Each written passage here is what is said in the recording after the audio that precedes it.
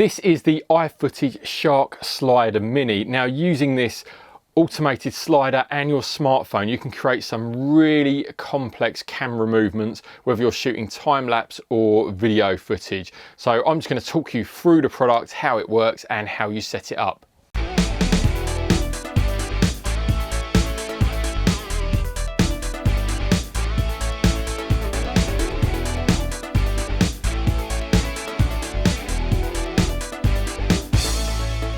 First of all, iFootage have sent me the Shark Slider Mini, and they've also been sponsoring the channel for the last couple of months. So many thanks to iFootage. Thanks to them, we're able to produce this content and get it out regularly to you.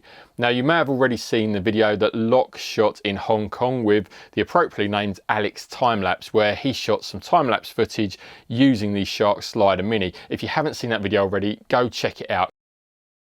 Very basic level, we have this, which is actually the Slider Mini itself, and we've got a dolly that sits on here, goes back and forth. Everything's really solid, sort of aluminium metal construction, nicely put together, high quality. It feels really, really secure. So at the end of this slider section, we have legs and feet. Now, these can be folded away so they lie in a flat position and don't get in the way while you're carrying it around. And you can actually adjust the little ball feet on the slider. So one of the really neat tricks about the slider is the fact that you can extend it. So if I unclip this end just here, I can pull off the feet. And what that allows me to do is add another rail. Now, in the kit that we've got, which was kind of the premium kit, it actually includes two of these rails. So they're each around 30 centimeters-ish long, maybe 35. And you can just add a second pair of rails by clipping this in here, like that. And they have these lock catches. Now, all of a sudden, we've extended the length of that rail, and you can continue to do that. And the great bit is, obviously, it unclips, uncatches, and you can pack these away into a very neat space. Now, in his video, Alex time-lapse was showing Locke that he actually carries 4 sets of rails with him. So he gets almost a 2 meter length of track, and he can carry it in a backpack. So the kit that we've got, which is the top of the range kit, actually has a backpack that comes with it, which has room for a smallish camera, kind of an A7 camera and a 24-70 kind of lens. And then you've still got room to pack down all of this slider. You get a couple of rails, all the other bits and pieces slot in really nicely. You can even get a laptop in the backpack. Everything revolves around this dolly base, basically. This obviously moves back and forwards and creates the sliding motion. Now, if I'm doing this, it's obviously not particularly smooth. So included in the package is a manual flywheel. So this just pops in. Let me turn it around the right way. The flywheel just slots in here. We've got 2 notches there, pops into place, and it helps just smooth out that motion if you're using it manually. But of course, this is all about the motorized automation that you can get with it. So let's add the motor. So we'll just pop out, there's a little catch on the side there. We'll take the flywheel off, and we'll put on this, which is the motor unit for it. Now, it's powered via these Sony MP, what are they? I should know by now. MP FW50 batteries. Now, this is the one that's found in the A6000, A6300, A6500, the first and second generation A7 cameras. So Sony users, these are plentiful. You get 2 iFootage branded versions of these batteries in the case. And obviously, if you're not a Sony user, you can pick these up just on Amazon, eBay, your local camera shop, anywhere, very, very easily. So this just pops into place exactly the same way the flywheel did. You literally just press it on and it's clicked in, and there we go. There's a power button there along with sort of a battery light display. There's a remote control input, which we'll come on to later. And then we have USB power as well, so you can charge up that battery, etc. via USB from that. But of course, we want to be able to not just move the camera from side to side, but we want to be able to tilt and pan the movement of it. And this is where the Slider X2 head comes in. Now, I'll leave the camera mounted on. So powering these units on, it's very similar to actually using a DJI drone. You press the power button and hold it down, and then it just calibrates itself. So we will turn on them both at the same time. We'll see the lights light up. So let's hold that one down. All 4 lights are lit up, and then we'll do the same at the top. probably do that one at a time so they're not both moving. But you'll see now what they're doing is they're calibrating. So that's all now sort of calibrated and ready to go. And what it's actually doing, it's going to be looking to create a Bluetooth connection with my smartphone. To connect these, because I've already done it once, obviously it's quite straightforward. Even the first time you do it, it's very, very quick to do. Now we'll open up the iFootage Moco app. Now we'll press this connection button here, and it shows we've got the iFootage X2 Mini, which is this, and we've got the Slider Mini, which is that. Now if we switch these over to green, we'll see that they are now both connected via Bluetooth.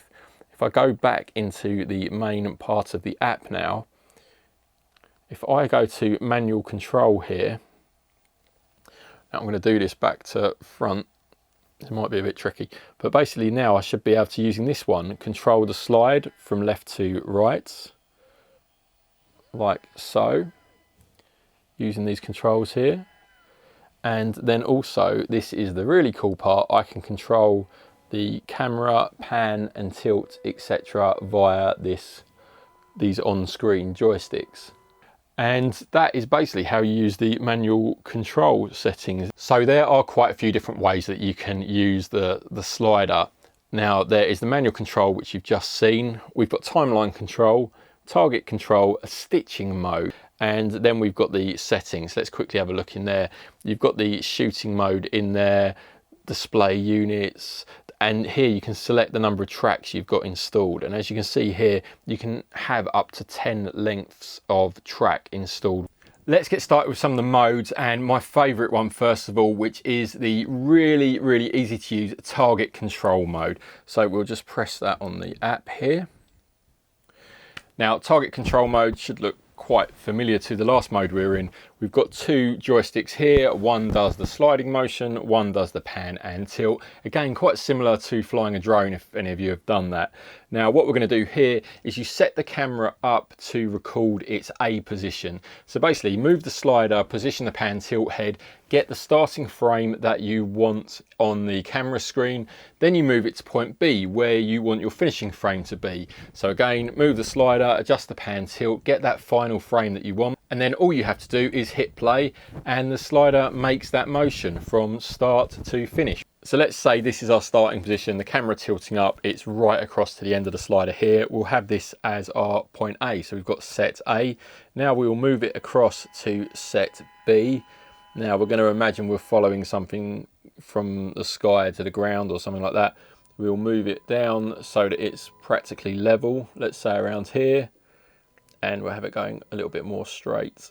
In fact, let's have it going back on itself, so around there. Now this can be our B point, so we hit set B. So we'll run it back across like that, and you can see it's moving back to that starting position that we had. Now when we hit play, it should run from this to that. So we've got our smoothness control there, so the smoothness is set to 1. So that means it will, rather than just suddenly starting, it will slowly ease in, get up speed, and then slow down as it finishes. And again, increasing the setting on here between 1 and 3 will define how slowly it will ease in and ease out of the movement. And then at the top here, we have the speed setting. So if we set it to a second, it obviously there's no way it can do it in a second, and it defaults actually to 7 seconds. Let's try setting it to 7 seconds. And it automatically comes up as 32 seconds. So to do this movement, it's actually the minimum amount of time it can do it is 32 seconds with this smoothness rating. If we want to increase the speed, we can take that smoothness rating off. And now the minimum it says it can do it is actually going to be 29 seconds. So we get a slight increase in that. It's not showing up there for some reason, probably a glitch in the app. And it will now take 29 seconds to move across, do that movement that we have just planned. Now it's obviously quite a complex movement. If you're going to do something shorter and you're not ramping it up, we're not ramping it up here, then obviously you can get quicker times. But the app is designed so that it will create these movements without the footage getting jerky. So why is this mode useful? Well, quite simply, it takes a lot of the guesswork out, because you can see on the screen your start position, you can see the end position where you want to be, and you can just hit play. You know roughly how long the duration is, and the app will obviously make sure that you do that within the confines of what the motors can do. So you get consistent results every single time. It's not like if you were doing it manually on a slider and a pan tilt head, where you might have to have 3, 4, 5, a dozen, 20 attempts to get the one that's absolutely perfect for your needs. With this, you set it up once and fingers crossed you're done. Everything's absolutely fine. Like I say, it's my favorite mode. I've dabbled with it shooting some rivers and little rapid waterfall things. I'm a photographer, I'm not a filmmaker, so for me I'm just learning to take short clips with this at the moment and how I can create something with that. Very much a learning curve for me personally, but I've enjoyed using it for doing some of the product work in these videos because it's helped elevate it a little bit. It looks nice when those product shots that I'm doing for these videos are just got a little bit of movement in them. It just adds to the level of the video, I think. So something else that I should mention is obviously you can also control the camera stop recording and shooting time-lapse images, taking time-lapse images with this remote control lead. So this is just 2.5mm jack to a micro USB. This comes included with the package. So I can just plug this into the 6500 here and then it fits in. Now we can either put it on the slider base here on the slider motor if you're just using that and you're not going for pans or tilts, or it just plugs in on top there. So that then means when you hit go on the app, it will start recording or it will start taking those time-lapse images. So time lapses, you're going to shoot those using this, which is timeline control. So this is the timeline. Now we are currently in time lapse mode. There's also video and stop motion, but most people are going to be using this for time lapse. So we'll talk about that. And we've got it set to S, which is slide. So this is the start of the time and this is the finish of our time. Now we can put up here the actual time, the number of frames per second we're going to take, how long we want it to move, all of that kind of stuff can be put in at the top there so that we get all those time-lapse intervals. Now on the side here we can choose our starting position. So we want the slider actually to stop moving. We want it to actually start at the very beginning. So we'll move this point here down to there. Now as we move across, we might want to move the timeline slider to here. And now let's add what's called a keyframe. So we'll have the slider on this key point here that we've just created. We'll have it move to that position there. And then we want it to finish actually back at that 0 point. So we want it to move all the way across up to there and then back to the start. So now if we move the timeline control here, if we actually press play, we'll do it in movie mode so you can see it quickly. Switch to video. Now it's going to take, we want this to happen very quickly. So let's do it in 20 seconds, say. So if we press play now, it says it's going to take 1 minute 20 to do. So we'll just sit here, but what it should do is move across to somewhere near the middle, which is here, across the length of the slider. Distance is decided on this axis. And then what it's going to do is then slowly, very slowly in this case, head all the way back to the start.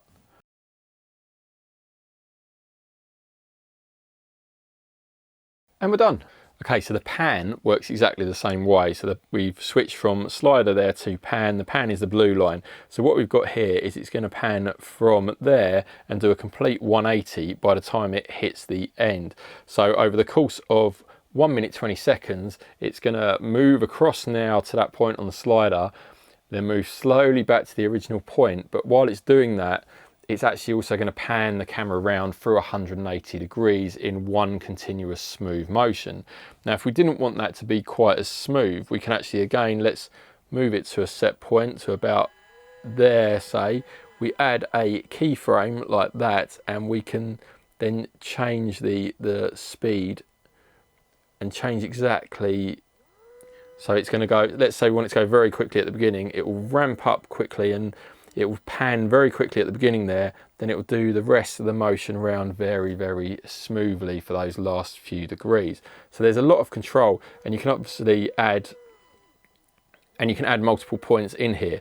So you can get it to do some very complex motions, and it's exactly the same for the tilt. So currently, if you want it to be a completely level tilt without tilting up or tilting down, you've got this solid yellow line from the middle. If we want it to say tilt down at the start like it is there, then you simply do that. If you want it to tilt up at the start, you move it to that position there. If we move back to the start on the timeline slider, it will do that and get back to the position that we've set.